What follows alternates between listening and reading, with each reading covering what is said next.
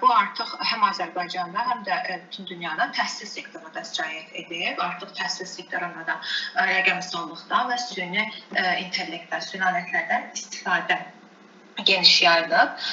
Bildiyim qədərlə hazırda kurikulumunda müəllimlərdən bir tələbi edir ki, artıq təhsili də rəqəmsal alətlər üzərindən onlardan istifadə edərək olsunlar ki, dövrün tələbləri ilə ayaqlaşa bilək. Bugünkü mövzumuz da elə təhsildə süni intellektdən və rəqəmsal alətlərdən istifadə ilə bağlı olacaq.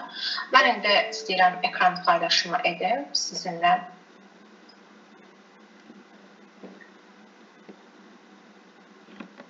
Ekranım görünür hazırda. Bəli, hər şey qaydasındadır, görünür. Oldu, çox sağ olun. Qeyd etdiyimiz kimi, mövzumuz süni intellektlə təhsilin gələcəyidir.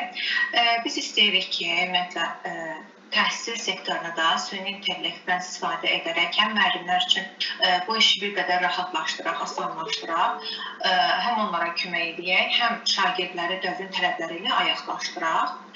Mən istərdim ilk olaraq statistik göstəriciləri sizə göstərim ki, hazırda ümumiyyətlə 2025-ci ilin yanvar ayından Azərbaycanda 9,47 milyon internet istifadəçisi olub.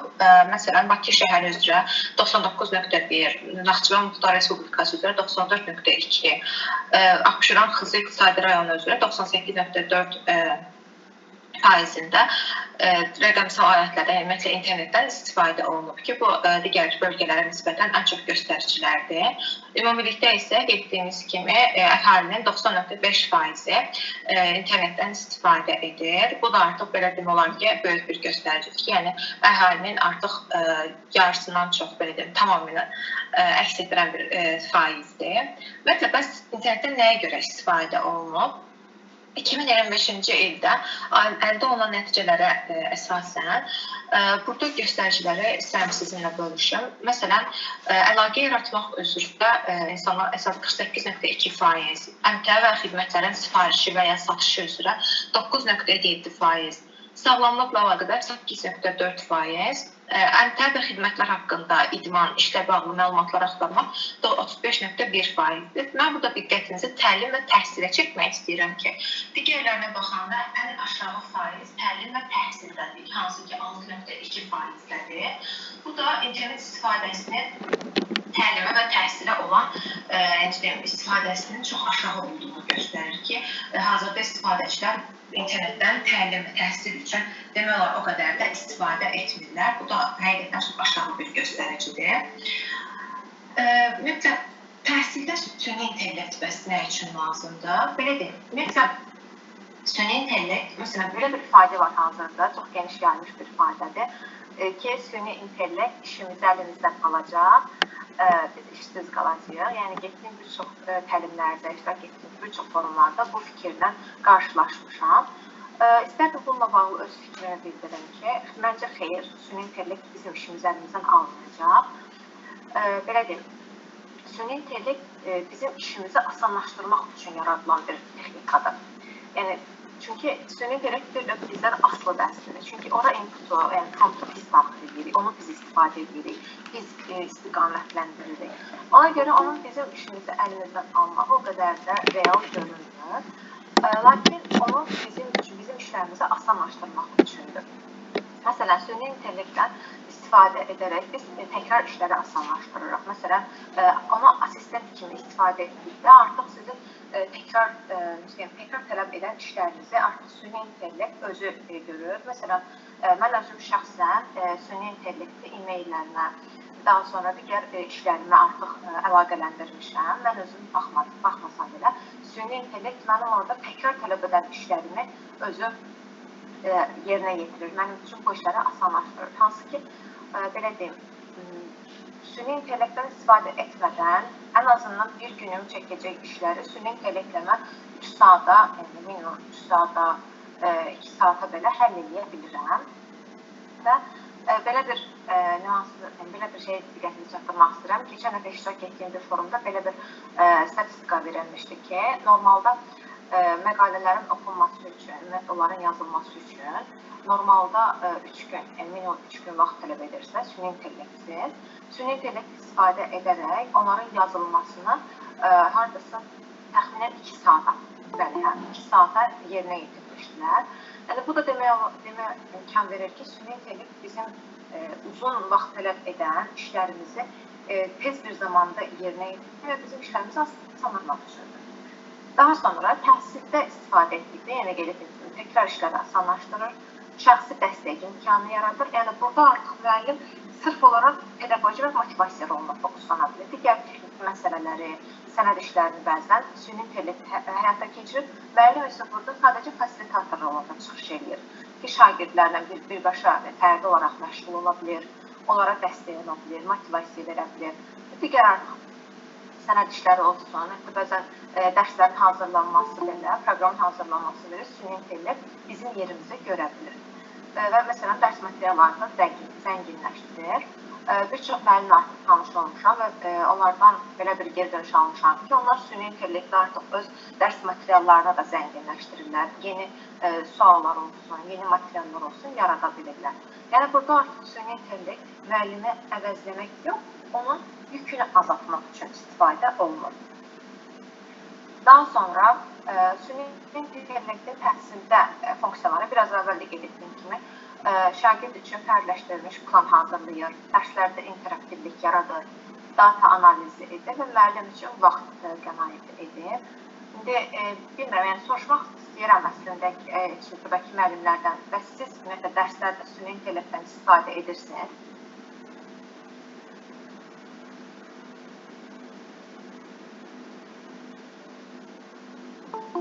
Əziz müəllimlər, səsim aydına gəlir sizə.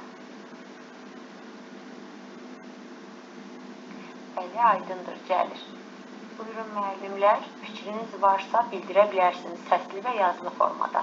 Öz dərslərinizdə əgər istifadə edirsinizsə süni intellektdən, hansı formada edirsiniz, bildirə bilərsiniz. Salam, hər vaxtınız xeyir olsun. Hər vaxtınız xeyir olsun. Bəli, mən mütəmadi olaraq süni intellektdən istifadə edirəm. Yəni, bu düşünürəm ki, hal-hazırda hər kəsin istifadə etməli olduğu bir vasitədir və çox səmərəlidir, düşünürəm, fayda verir. Əvvəllər, məsələn, saatlarımızı, günlərimizi alan işlər bizim üçün daha praktik, daha, belə deyim, əlverişli yolla o məlumatları əldə edirik, dərslərimizin planını qura bilirik. Bizim üçün, məsələn, yeni fəal təlim metodlarının istifadəsi, interaktiv dərs prosesinin qurulmasını şəxsən mən çox rahatlıqla istifadə edirəm. İstər Gemini'dən olsun, Canva proqramının özünün AI bölməsi var, orada olsun. Yəni çox fayda verir şəxsən mənə bu baxımdan. Əsas burada vacib olan promptun düzgün verilməsidir. Sən nə istədiyini həqiqətən düzgün şəkildə yazdığında istədiyini ala bilirsən onu. Bəli, tamamilə razıyam bu mövzuda. Qeyd etdiyim kimi, normalda, məsələn, elə əsas götürək Gemini olsun, ChatGPT olsun və digər süni intellekt alətləri, hansı ki, promptu düzgün daxil etdikdə, onlar sizə həqiqətən faydalı olan cavabları verirlər ki, sizin işinizə faydalı olur. İndi, onunla bağlı əslində belə məlumat verim ki, məsələn, promptu daxil etdikdə, ilk olaraq ona, məsələn, müəllim olaraq yanaşmasını istəyirsiniz və ya hər hansı bir vəzifə olaraq siz ona bildirirsiniz ki, məsələn, müəllim olaraq mənə bu sualı düşün, analiz et və s.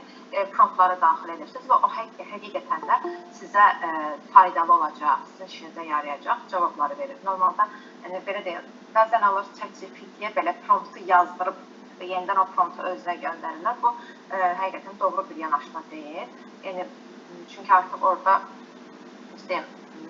siz özünüz promptu daxil etdikdə, o daha faydalı sizə məlumata geri dönüş verə bilir. Mən istərdim, bir şey nəzərimizə çatdırmaq istəyirəm, üzr sözünü kəsdim. Buyur.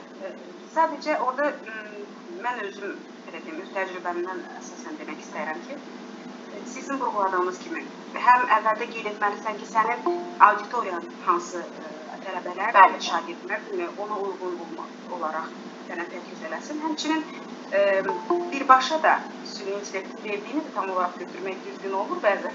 Çünki süni intellekt o istərsəmiz səhv edə bilir. Təbii ki, onun üzərində bir dırnaq arası deyəcəm, özümüzü yükləşdiririk o məlumatları. Tam özümüzü yoğunlaşdırıb onu mənə şəxsən çox fayda verir öz iş prosesində. Mən tələbələrlə işləyirəm universitetdə. Yəni sadəcə elə olub ki, məsələ əvvəldən mən təşkil edə bilməmişəm. Tənəffüs arasında hətta belə olur. Yəni kiçik bir uşaqlarla interaktiv bir məsələ dərs olması üçün onu prompt vermişəm. Mənə çox maraqlı bir məlumatlar verir və mən onu öz dərsimdə tətbiq etmişəm. Və inanıram sizi ki, bu uşaqlarda o qədər maraqlı oyanır ki. Yəni yönəldiklərdə oyunlar qurmaqla istənilən tələbə ona yəni iştiraka yönəlir. Bu dərs prosesində iştirak etməyə çalışır. Bəli, tamamilə razıyam.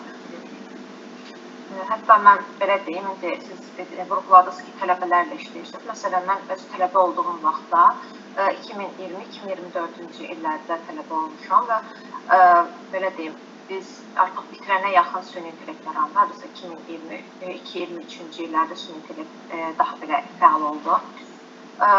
O zaman da düzdür, bizdə süni intellektdən o qədər istifadə olunmurdu, amma yenə də müəllimlərimiz çalışırdı ki, dərsləri daha interaktiv etsin və artıq necə deyərlər, Sovet dövründə gəlib mühazirə keçib, sadəcə yazdırmaqla olan dərslər istərseniz, yəni düzgün olsun ki, 18-19 yaşımız var, 20 yaşımız var, bizim üçün belə sıxıcı olurdu. Hansı ki, müəllimlər gəlib artıq slaydlar göstərdikdə, daha interaktiv keçdikdə o bizim üçün daha maraqlı olurdu. Eyni də bu uşaqlar üçün də elədir. Hansı ki, məktəbdə yəni davamlı sadəcə dərs danışmaqla keçirilən, dərsi izah etməklə keçirilən dərslər də deyil də dərsin içinə oyun və maraqlı nələrsə qatıldıqda, dərs interaktiv olduqda onlar daha fəal yanaşırlar, daha belə maraqla özləri istəyirlər ki, artıq onun bir parçası olsunlar. Orada artıq özləri iştirak etsinlər və bu da həm dərslərdə canlılığı artırır, həm də öyrənmə keyfiyyətini artıq bir qədər artırmış olur. İstəyirəm keçək digər slayda, müəllimlər üçün olmazsa olmaz süni intellekt tətbiqlərini sizə göstərmək istəyirəm. Məsələn, bunlardan biri Notebook-LM, Quizlet, hansı ki, burada sözlərin, məsələn, Quizletdən özümdə istifadə etmişəm, bilmirəm, aranızda istifadə edən varmı?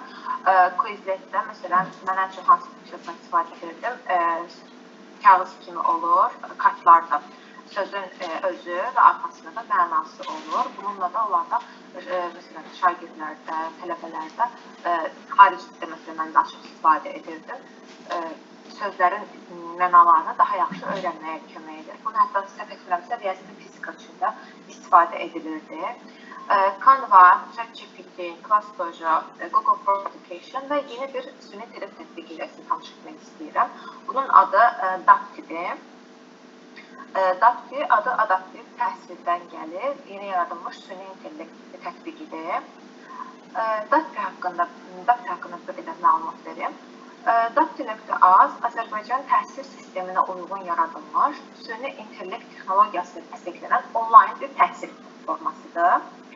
Platforma müəllim, şagird və valideynlərin ehtiyacları nəzərə alaraq o fərdi tədris yanaşmasını təmin edir və təhsili daha əlçatan edir. Qeyd etdiyim kimi, bu platforma süni intellekt və oyun əsaslı qurulub ki, şagirdlərin marağını cəlb edərək onların davamlı öyrənmələrini təmin etsin. Eyni zamanda bu platforma həm müəllim, həm şagird, həm də valideynlərin istifadəsi üçün nəzərdə tutulub. İndi mən istəyirəm sizə Dapti-ni daha ətraflı göstərim, nümayiş etdirim. Sizin üçün daha asan izah edə bilim.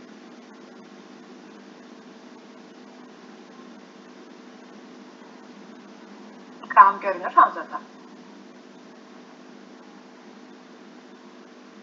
Bəli. Əla. Qeyd etdiyim kimi, Dapti platforması yeni yaradılmış, Azərbaycan sektorunda onlar çox az rastladığım süni intellekt tətbiqlərindən, platformalarından biridir. Qeyd etdiyim kimi, şagird valideyn və müəllimlər üçün necə tutulub. Mən istəyirəm sizə şagirdlər üçün necə yaradılıb, onu göstərim. Lakin ona keçməzdən əvvəl necə işləyir, bunu göstərim. Ümumiyyətlə, şagirdlər üçün platforma necə işləyir. Burada diaqnostik testlər əsasında şagirdlərin zəif yönlərinin aşkarlanması, onlara individual proqram təyini, daha sonra yeni tapşırıqların işlənməsi, inkişafı, yəni statistikaların həm valideyn, həm müəllim, həm şagirdlərlə bölüşülməsi nəzərdə tutulur. İndi daxil olmaq istəyirəm şagird profilinə, mən sizə aydın bir şəkildə göstərim. Hazırda platformada əsasən 1-4, yəni ibtidai və 9-11-ci sinif materialları əks olunur. 5-8-ci sinif materialları hazırda redaksiya mərhələsindədir. Yaxın zamanda onlar da əlavə olunacaq. Toplamda platformada 50 mindən çox material var və hamısı kurikuluma tam uyğunlaşdırılıb, DİM ekspertlər tərəfindən də tam təsdiq olunub. Platformada müxtəlif, biraz əvvəldə qeyd etdiyim kimi, həm süni intellekt, həm oyun əsaslı qurulub ki, şagirdlərin marağını cəlb edərək, onların həm motivasiyasını, həm həvəsini artırsın ki, şagirdlər özü artıq öyrənməyə həvəslə yanaşsınlar. İndi hal-hazırda göstərdiyim profil, şagird profili, üzr istəyirəm, ibtidai sinif profilidir. Səhv etmirəmsə 3-cü sinif olmalı idi. 4-cü sinif, üzr istəyirəm. 4-cü sinif profilidir və 3 əsas fən var. Azərbaycan dili, riyaziyyat, ingilis dili. 9-11-ci siniflərdə isə bütün fənlər var. Ümumiyyətlə, 5-ci sinifə gəldikdən sonra bütün fənlər olacaq platformada. İbtidailər üçün əsas 3 fən var. İstəyirəm platformanın tərkibini, yəni materialların tərkibini göstərim. Qeyd etdiyim kimi, platformada belə deyim, proqram əsasında da bütün tapşırıqlar, mövzular, əsasən keçilən qaydalar olsun, qrammatik olsun, onlardan olan tapşırıqlarda yaxın zamanda başqa funksiyalarda əlavə olunacaq. Və burada ümumiyyətlə daxil olduqda şagirdi bir xəritə qarşılayır, necə deyərlər və xəritənin digər mövzularına diqqətlə baxsaq qaranlıqda, yəni kilitdədir hamısı. Lakin ilk 3 mövzu, ilk 3 bölmə açıqdır. Onların digərinin bağlı olmasının səbəbi odur ki, platformanın şagirdlərdən belə bir tələbi var ki, bir mövzunu tam mənimsəməmiş, digər mövzuya keçirilmək mümkün olur. Ümumiyyətlə, düşünürəm ki, müəllimlər belə bir situasiyadan çox qarşılaşmış olarlar ki, şagirdlərdə dərslərə, ümumiyyətlə mövzulara səthi yanaşma müşahidə olunur. Yəni, bu təlim keçdiyim bütün müəllimlərdən bu situasiyanı qarşılaşdıqlarını eşitmişəm. Belə deyim, şagirdlər mövzuya bəzən səthi yanaşırlar, tam dərinliyinə evinirlər, tam başa düşürlər və bəzən səhv edirlər, məsələn, bir mövzuda səhv edirlər və səhv olaraq da qalır. Çox vaxt deyirlər ki, sabah müəllimədən soruşaram və ya axşam valideynim gəlsin, valideynimdən soruşaram və artıq yaddan çıxır, elə sual olaraq da qalır. Daha sonra həmin çətinlik çəkdikləri məqam gələcəkdə qarşılanacaqlıqda, istər case summativlərdə olsun, istər olimpiyadada, monitoringdə artıq qarşılana çıxdıqda orada təməli yaxşı olmadığı üçün, artıq boşluq olduğu üçün orada bir qədər artıq çətinlik yaşayacaqlar. Gələcək təhsil həyatlarında sirayət edir. Biz isə istəyirik ki, bunun qarşısında alaq ki, şagirdlər artıq mövzuya səthi yanaşa bilməsinlər. Ən azından o mövzunun heç olmasa bir 40%-ni, 50%-ni tam mənimsəsinlər, səhvlərini düzəltsinlər, daha sonra digər mövzuya keçid edə bilərlər. Məsələn, istəyirəm bir dənə bölməni sizlə bir yerdə işləyək. Aşağıdakilərdən hansı frazeoloji birləşmədir? Qeyd edim ki, bizdə bölmələrdə suallar əsasən 5 və ya 7 sual təşkil edir ki, şagirdlər sıxılmasınlar və onların daha çox sıxılmadan daha çox işləmələrini təmin edən çalışmalardır. Məsələn, frazeoloji birləşmədir. Mən bunu qeyd edəcəm, səhv olduğu üçün və artıq səhv etdikdə şagird özü avtomatik sualın izahına baxa bilir. İzahına daxil olduqda sualın düzgün cavab variantı və izahı. Məsələn, cavab B variantıdır, izahı isə özündən çıxmaq, yəni əsəbləşmək deməkdir. Və artıq şagird burada öz səhv sualının avtomatik olaraq izahını və düzgün cavabı görür, öyrənir və elə davam edir. Eyni zamanda burada bizdə bayraq işarəsi var olacaq. Əgər suallarda hər hansı bir səhvlik varsa, bu ola bilsin texniki səhvliyi olsun və ya ümumiyyətlə razılaşmadığınız hər hansı bir məqam olursa, bayraq işarəsinə daxil olaraq burada səhv, məsələn, sual səhv yoxlanılıb, ümumi problem var. Bunu qeyd etməklə artıq bizim ümumiyyətlə Daftinin texniki əməkdaşlarına məlumat yönləndirilir və alın üzərində də çalışmalar edilir. Mən digər çalışmaları işləməyəcəm və tapşırığı bitirəcəm. Burada artıq bizim Daftinin maskotu da var, bizim axtapbutumuz və artıq mən sadəcə bir səhv etdim, yəni bir dənə tapşırıq işlədim, o da səhv oldu. Digərlərini işləmədiyim üçün mən heç bir ulduz qazana bilmədim. Və davam etə basdıqda bunları birazdan izah edəcəm. Mən digərini bitirdim və artıq orada məsələn səhv suallarımın üzərində işləməyi mənə öyrədir ki, sən izahına bax, öyrən, daha sonra digərinə keçid edə bilərsən. Bundan başqa bizdə statistikalar bölməsi var. Burada şagirdlərin işlədikləri tapşırıq əsasında onların statistik göstəriciləri əks olunur.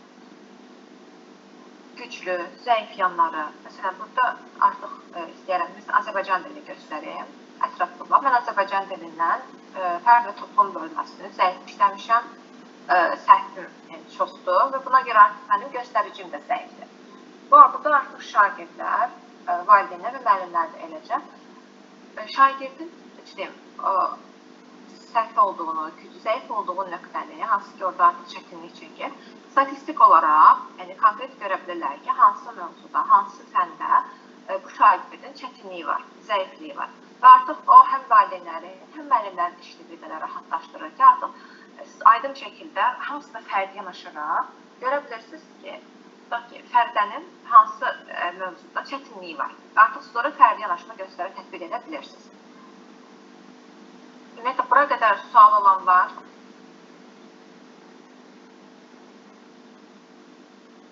Mən chat bölməsini görə bilmirəm hazırda, çünki sırf platforma göstərdiyim üçün. Əgər varsa, İlham xanım, zəhmət olmasa siz səsli bir şəkildə onları bizə deyə bilərsiniz, mən cavablandırım. Və ya sual olan varsa səsli bildirəcəm. Kimsə nəsə demək istəyirdi, səhv etmirəmsə.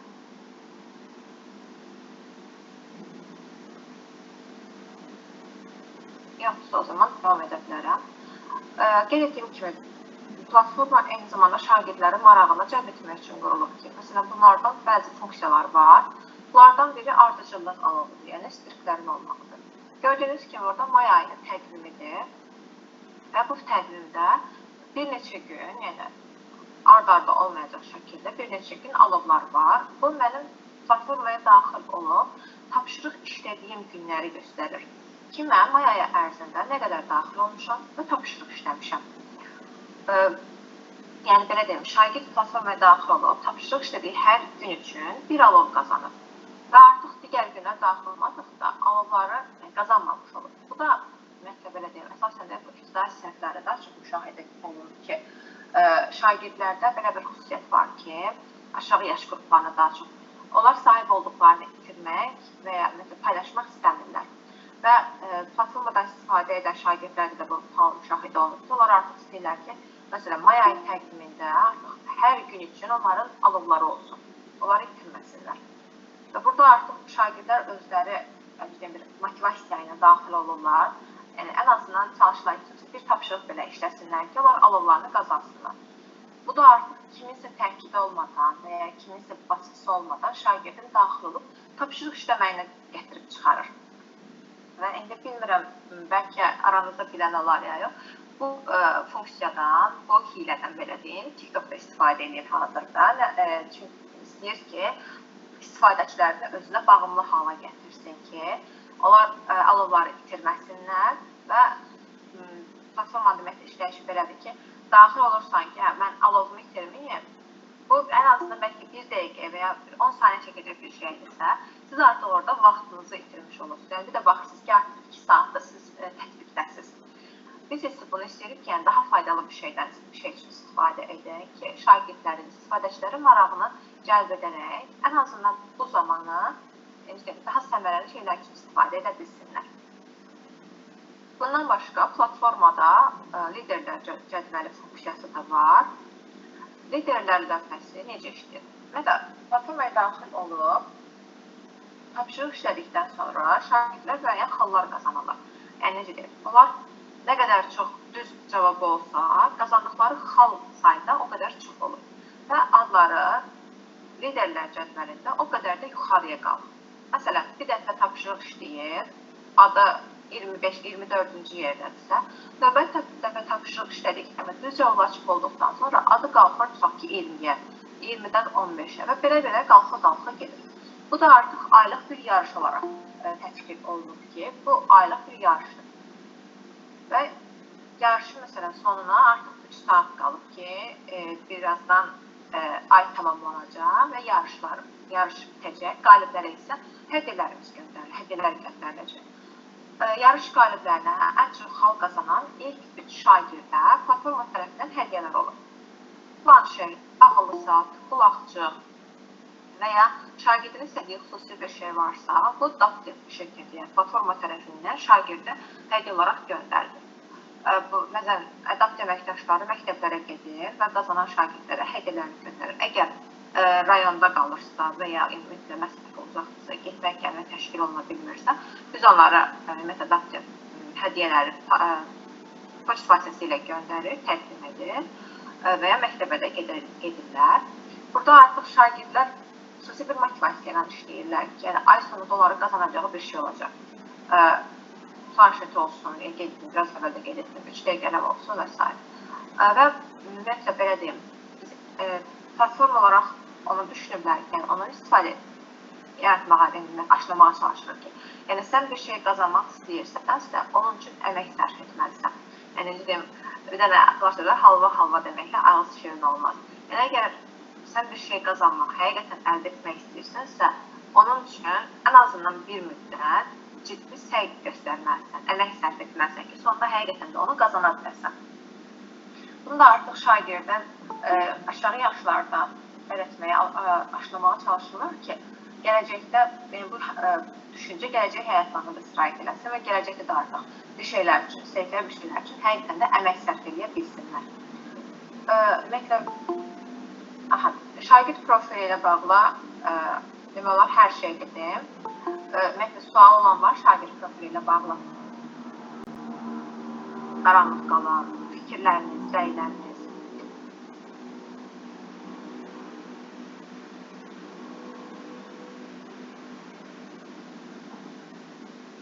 Yoxdur.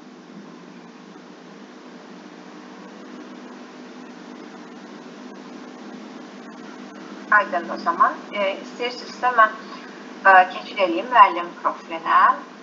Müəllim profili ilə tanış edeyim.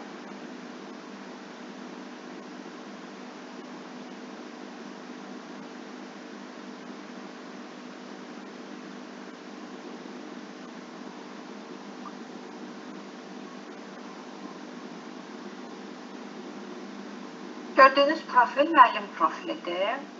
Qeyd etdiyim kimi şagird, valideyn və müəllim profili var. Bugün əsasən şagird və müəllim profilini təqdim edəcəm. Müəllim profili, belədir, gördüyünüz kimi burada siniflər var, sinif otaqları var. Müəllim profilində müəllim özü üçün sinif otağı yaradır. Yəni bir dənəsini sizlə yaradaq burada. Sinifin adını qeyd edək, məsələn 4A. Sinifdə tədris edəcəyi fən, Azərbaycan dili. Sinif səviyyəsi 4. Tamam. Tamam.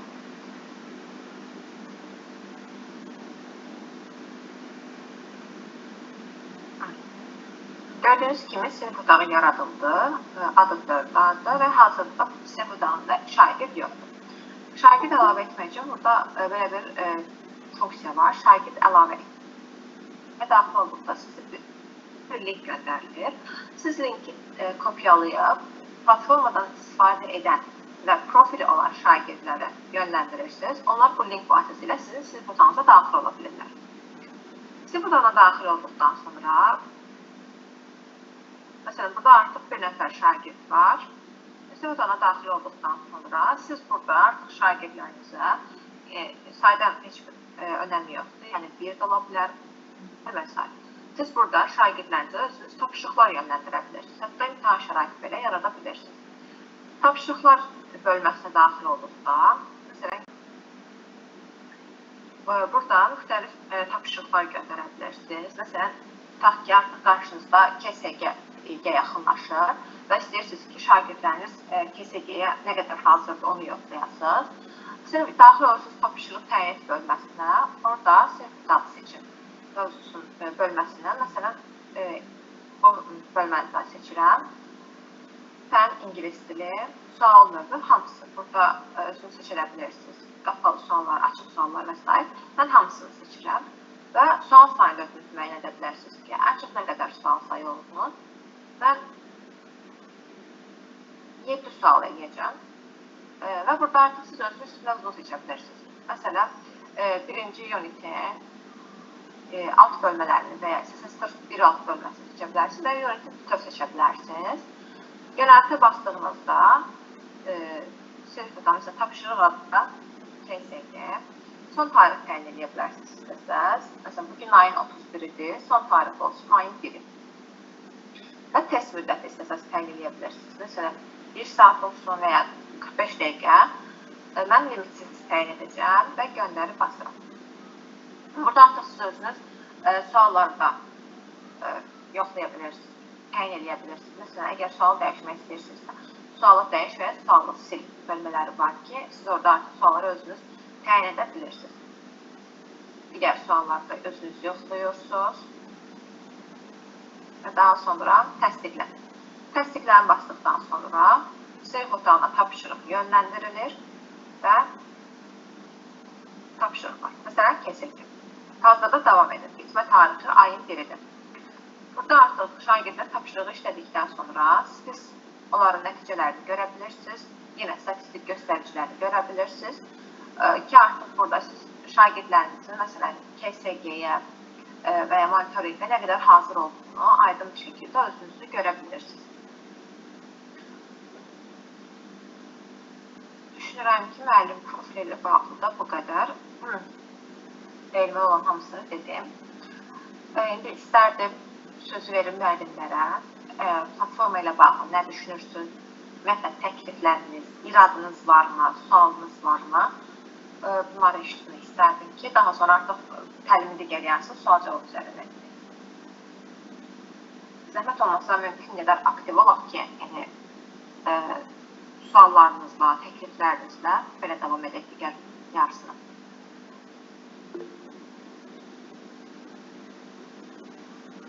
Buyurun, səs açıb sual verə bilərsiniz. Salam, hər vaxtınız xeyir. Hər vaxtınız xeyir. Təşəkkürlər təlim üçün. Mən soruşmaq istəyirdim ki, ödənişlidir bu şagirdlər üçün, yoxsa tam ödənişsiz, yaxud müəllimlər üçün fərqi yox? Aha, çox sağ olun, sualınız üçün, onu qeyd etməyi unutmuşdum. Platformadan, belə deyim, valideyn və müəllim profili tamamilə ödənişsizdir. Şagird profili isə aylıq minimum ödənişdədir. Minimum ödənişi hazırda 10 AZN-dir. Bütün istifadəçilər üçün. Ona 10 AZN-dir. Bu da, belə deyim, öncədən əslində platforma ödənişsiz olaraq istifadəyə verildi. Lakin şagirdlər məsuliyyətlə yanaşmadılar, ümumiyyətlə maraq göstərmədilər.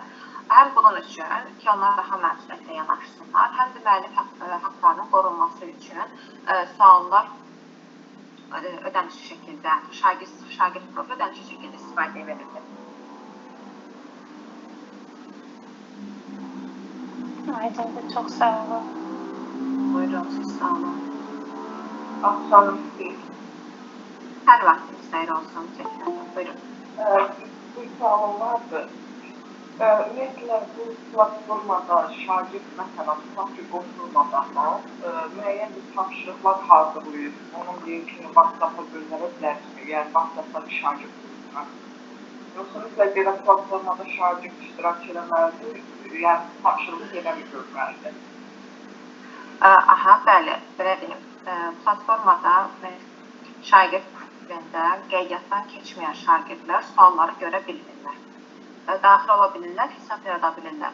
Lakin sualları görmək üçün premium hesab tələb edilir və o zaman yenidən Dapt əməkdaşlarına yönləndirilir WhatsApp üzərindən ki, yenidən ödəniş etsinlər və premium hesab aktiv edib suallar edinlər. Belə deyim, qısaca burada şagirdin profili olmalıdır ki, premium hesabda olmalıdır ki, onlar sualları görə bilsinlər.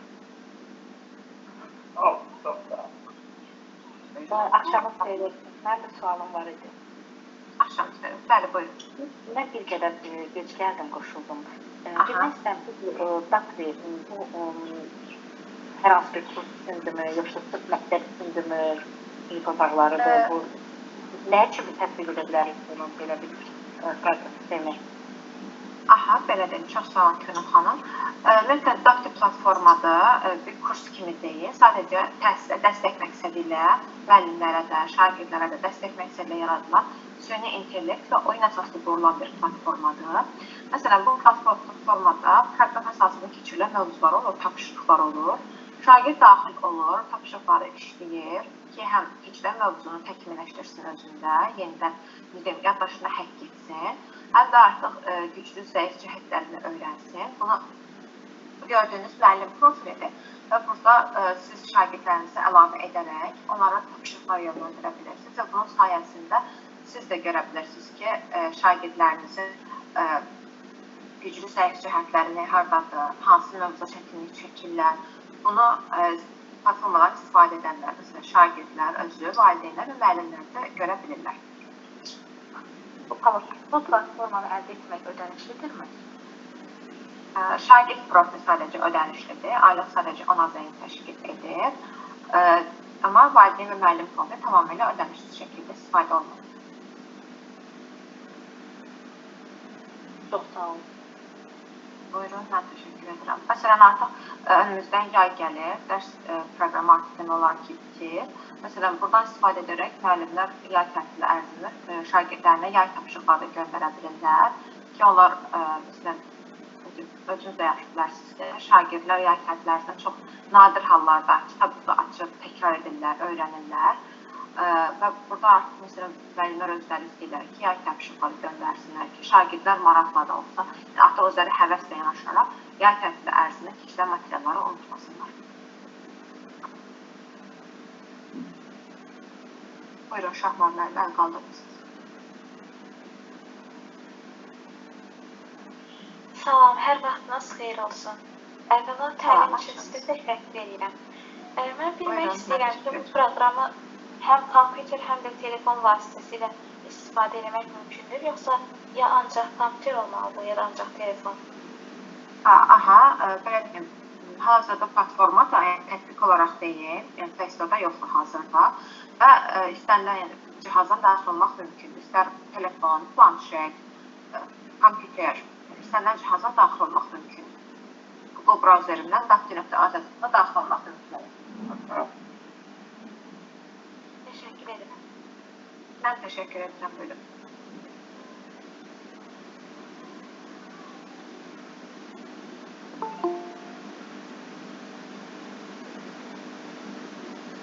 Salam, axşamınız xeyir. Axşamınız xeyir olsun, buyurun. Bir sualım var idi ki, burada roliklər olurmu? Yəni, dərsi izah eləmək mümkündürmü? Birinci sual.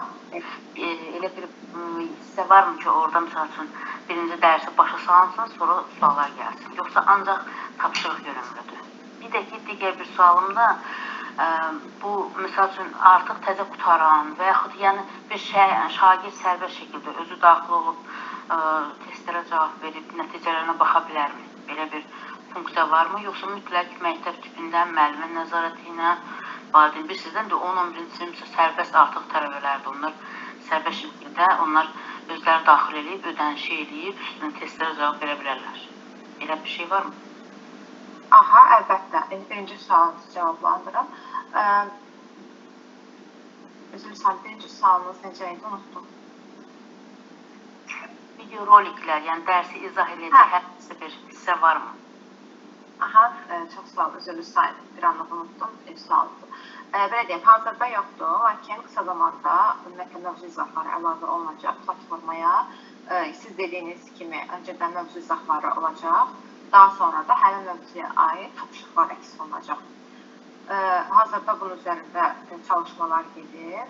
İnşallah ki, yaxın zamanda əlavə olunacaq. İkinci sualınıza gəldikdə, bəli, burada məsələn, əsasən elə 9-11-ci sinif şagirdləri rahat bir şəkildə özləri daxil olurlar. Yəni, bəzən heç valideyn və müəllim nəzarətinə ehtiyac qalmır. Özləri rahat bir şəkildə sadəcə ödənişi edirlər, valideynləri və ya özləri.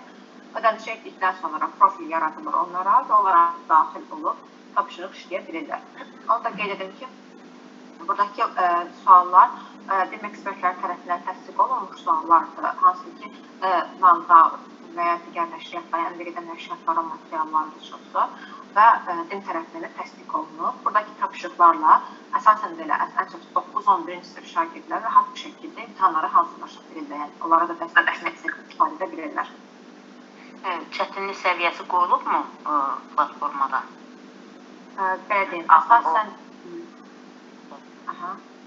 asandan çətinə daha çox irəliləyir suallar və başlanğıc mövzular daha çox məsələn, daha sadə olur, keçilən mövzular əsasında daha sadə olur, daha sonra da artıq çətinləşir. Yəni, belə deyim, o balansı qorumağa çalışırıq ki, asandan çətinə olsun, şagird əvvəldən artıq həvəsli düşməsin, sıxılmasın.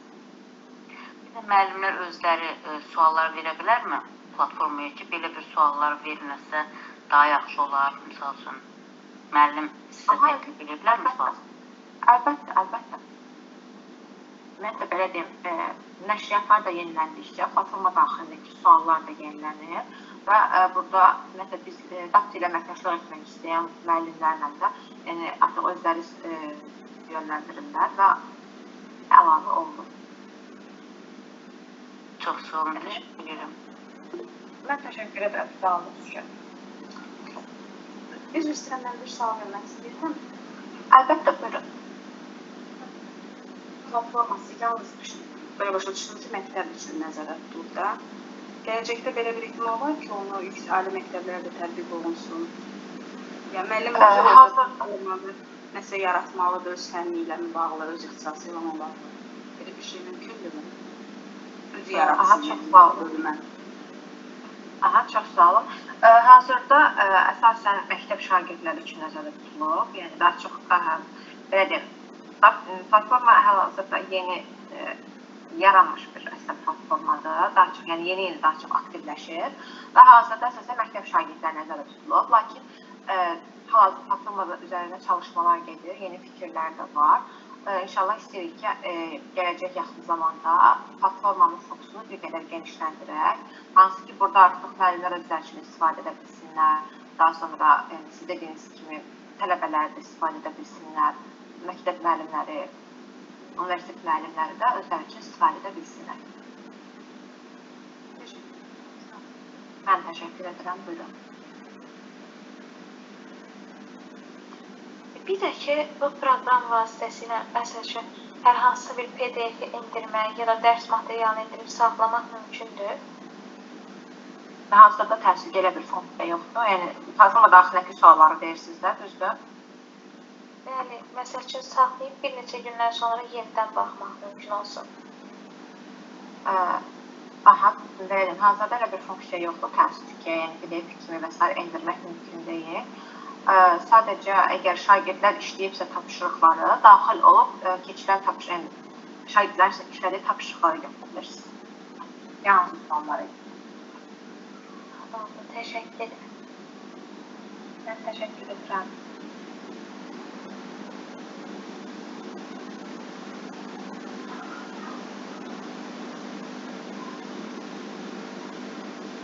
Başqa sualı qalan olmadı deyəsən. Ümumiyyətlə, bəs nə düşünürsünüz platform? Sizcə şagirdlər və müəllimlər üçün faydalı bir platformadır? Və platformada başqa nələr görmək istəyirsiniz?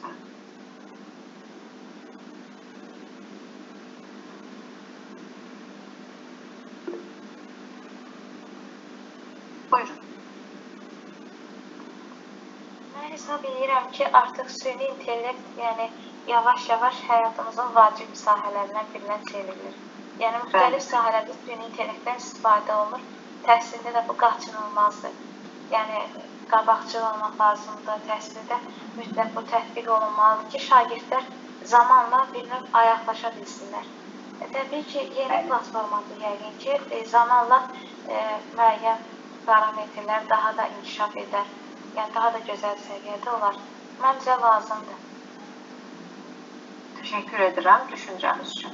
Belə deyim, hazırda platforma üzərində biraz əvvəl dediyim kimi çalışmalar gedir.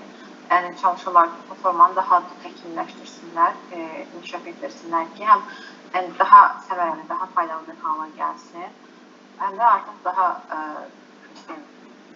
maraqlı olsun şagirdlər üçün, həm müəllimlər üçün eyni zamanda daha faydalı olsun. Siz dediyiniz kimi, hazırda süni intellekt həyatımızı əhatə etmiş bir mərhələdədir və istər təhsil olsun, istər karyera baxımından və s. Yəni, hər bir sektorda artıq süni intellektdən istifadə olunur. Və düşünürük ki, yəni təhsil sahəsində istər istər bənzər platformalardan, tətbiqlərdən artıq istifadə edilməlidir ki, o köhnə dədə-baba üsulu ilə sadəcə kitabdan dərs keçmək dövrü məncə artıq geridə qalıb. Onlar daha çox videoroliklərdən, ondan sonra platformalardan, süni intellektdən daha yaxşı, daha faydalı öyrənə bilirlər.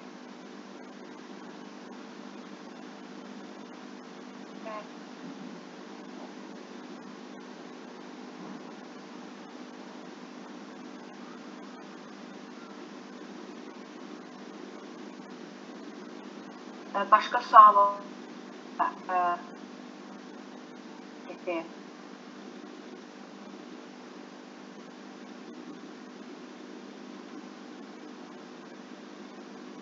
Və son olaraq mən istərdim İlhama xanımın bir fikrini alaq, çünki artıq yavaş-yavaş yekunlaşdıraq deyə düşünürəm. Müəllimlər də artıq sualları bitir və mən digər təlimə də keçid eləməliyəm. Ona görə artıq düşünürəm ki, yavaş-yavaş təlimimizin sonuna yaxınlaşdıq və sonra İlhama xanımın düşüncələrini almaq istərdim. Bəli, Fəridə xanım, təşəkkür edirəm aydın izahınıza görə. Əminəm və ümid edirəm ki, bu fəaliyyət sahəsi həm müəllimlər üçün, həm valideynlər üçün, həm şagirdlər üçün çox effektiv olacaq. Onların işlərini azaldacaq bir növ, yüklərini azaldacaq deyə düşünürəm. Təşəkkür edirəm təklifimi qəbul etdiyinizə görə, əməkdaşlığınıza görə. Bu bizim sizinlə birlikdə ikinci belə onlayn formada təlimimiz idi. Ümid edirəm ki, hər kəs üçün yararlı olmuşdur.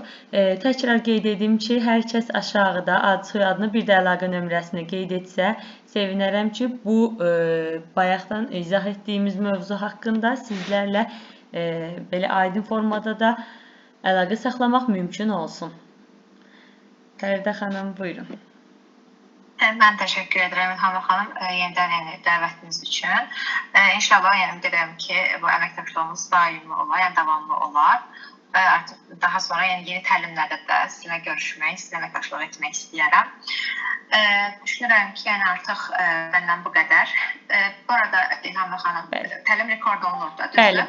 Bəli. Təkrarı paylaşılacaq, hər kəs izləyə bilər. Oldu. Çox sağ olun, yenidən təşəkkür edirəm. Düşünürəm ki, artıq məncə sonlandıra bilərik. Bəli. Təşəkkür edirəm sizlərə, həm də ki, iştirak edən üzvlərə minnətdaram. Növbəti təlimdə görüşənədək bu may ayının sonuncu təlimi idi. İyun ayında 8 bu formada onlayn ödənişsiz pedaqoji təlimlər olacaq. Hər birinizi orada görməyə şad olaram. Kimlər ki, yoxdur bizim qrupda, mən aşağı əlaqə nömrəmi qeyd etdim. Hər kəs həmin əlaqə nömrəsi vasitəsilə mənə yazsın. Mən sizi əlavə edim qruplara. Buyurun, təşəkkür edirəm. Təşəkkür edirəm. Sağ olun, özünüzə yaxşı baxın. Hələlik.